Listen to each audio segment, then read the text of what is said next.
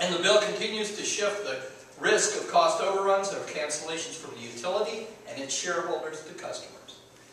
Because of the importance of this vote to other Iowans, to older Iowans, and the urgent need to stop this legislation, today AARP is sending notice to all the members of the Iowa Senate and the Iowa House that we are designating their vote on House File 561 as an AARP key vote. This means we'll be informing and educating our members about how all Iowa State Senators and Iowa State Representatives vote on what we think is this critical bill during the 2012 Iowa General Assembly session. House File 561 stacks the deck against Iowa ratepayers. It's important that lawmakers realize that while the Iowa Utility Board members are the referees in how much cost will increase, lawmakers, through the provisions of House File 561, are setting the rules that IUB must interpret and enforce in regard to this billion-dollar-plus multi-year investment. We urge legislators to consider the real financial consequences of this legislation on everyday Iowans. Now, I'd like to introduce AARP member Mary Alice Larson of Marshalltown. She's here to say a few words on behalf of the thousands of AARP members who are concerned about what we consider game-changing legislation. Mary Alice? Good morning. I am Mary Alice Larson, and I am a longtime AARP member. I'm here today to speak on behalf of Iowans, whether they're members or not, really, and many of whom, like myself, are living on a fixed and/or low income.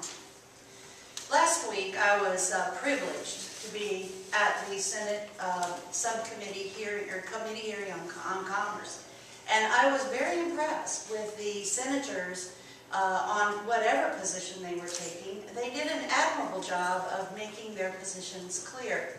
Our senators are working very hard for us this legislative session. They were there till way after 9 o'clock.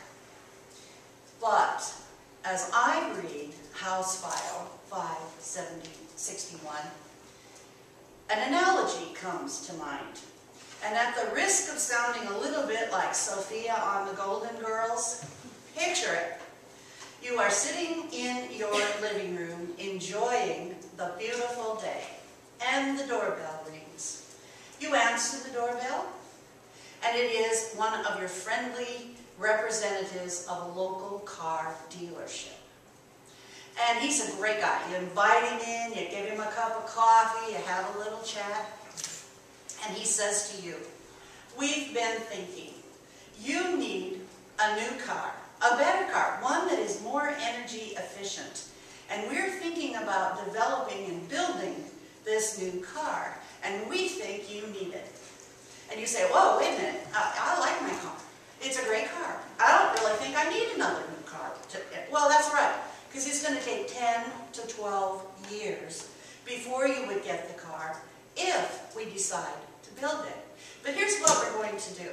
We're going to set you up on a monthly payment plan, and you will pay monthly payments to help us with our research and development, and if we decide to build the plant, to build it. And then at the end of that time, oh, by the way, those monthly payments may increase along the way. And if we decide to build the car, you will in fact receive a new car. If we don't build the new car, you will continue to pay many years into the future for that car that you will not receive. Now, I cannot think that any of our legislators, or anyone in this room for that matter, would actually take a deal like that. And yet, that's what House File 561 proposes, that Iowans pay up front for something they may never receive. It could happen here. It happened in Florida, and those people are going to have to pay for years to come. Please contact your legislators and ask them to vote no on House File 561. It's a bad deal for Iowans. Thank you, Mary Alice. AARP believes ratepayers deserve a better deal from the Iowa legislature. for a look at just how bad this type of legislation is. All lawmakers need to do is read up on what's happening when similar legislation was enacted in the state of Florida. Mary Alice made mention of that. Progress Energies, Florida's customers, are on the hook for about $1.1 billion already. And the costs continue to grow for a plant that may never in fact be built. As in Florida, it is Iowa's customers, it's Iowa's consumers who will bear the high cost of cancellation risk of this new energy development, not the utilities and not their shareholders. Iowans are paying attention to this issue. They know a bad deal when they see it, and rightly so. They are overwhelmingly opposed to this legislation. In fact, opposition has grown to 77% of Iowans, according to a recent Iowa poll in the Des Moines Register. As an AARP key vote, we'll be informing and educating our members and all Iowans about the legislators' vote on this important issue. We urge the legislature to listen to Iowans and to think and to remember who it is they represent before they cast their vote. Thank you, and now we'll be happy to respond to any questions you may have. How should the Senate change this?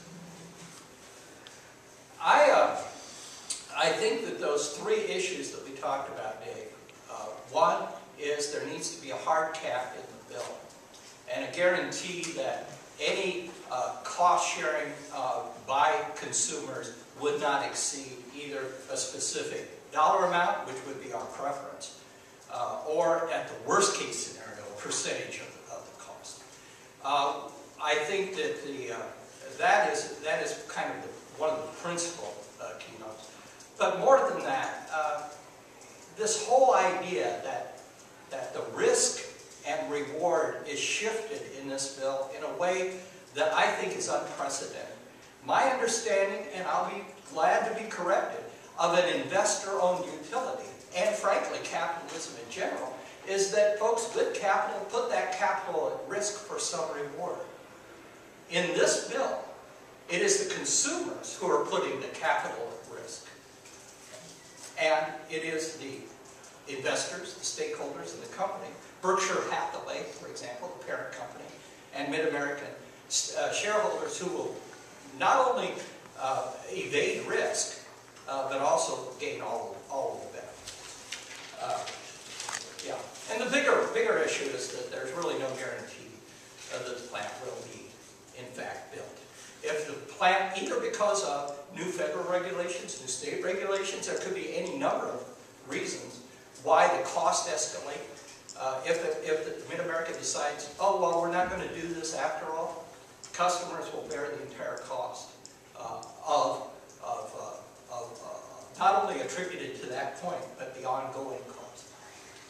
There was sort of a feeling last week that the committee vote was the critical point, and if it got past that, it became somewhat of a foregone conclusion.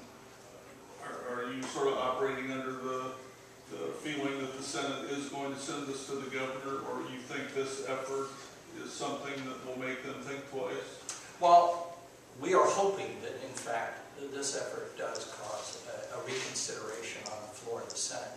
I know that the bill has to go back to the House because it's been significantly amended. And if you don't mind, I'll defer further comments to Anthony Carroll, who's up here day in and day out, really our person on the ground. Anthony? I think you captured it. I mean, I think the purpose of today is just to, we can't control, we don't cast the votes here. What we can do is just communicate to lawmakers that we're going to make every effort prior to the vote and then even subsequent to the vote, Iowans of what this bill does, and then if the vote does occur, how people voted on this issue.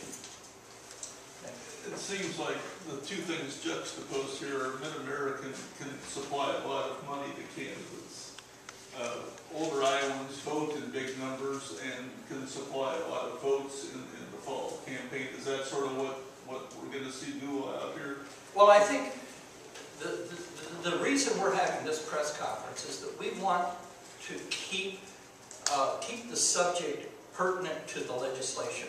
Right now, I think there are those in the public, in the sphere, both upstairs and in the public, that would like to make this about nuclear energy. The bill, in our view, is not about nuclear energy. It is about the cost shifting and the risk. And so we would like our legislators, we'd like the press, we'd like the public in general to keep their eye on what the key provisions of this bill does. Mid-America will be out there, will be, if you will, sending out their point of view on this thing, but and attempting to shift the argument. But it's key to our members that this cost shifting should not happen, must not happen, and that we will continue to inform our members about it. After all, that's what we have. We don't have a PAC. We don't make contributions to any political party or any candidate. What we have is the power of information and the power of membership. Anthony, what's your sense of the House?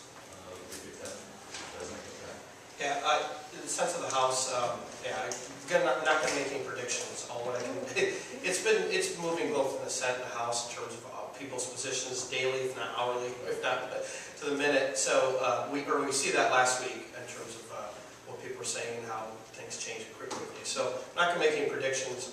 What I'd say is I'm glad you bring up the House because I don't want that to get lost in the shuffle, because part of this key vote is we'll be announcing how House members vote too, and obviously trying to ramp up the communications, because as Ken suggested, and you're all aware of this, that by amending it, this triggers the fact that it will have to go to the House now. The only way this passes is with a Senate vote and then another House vote.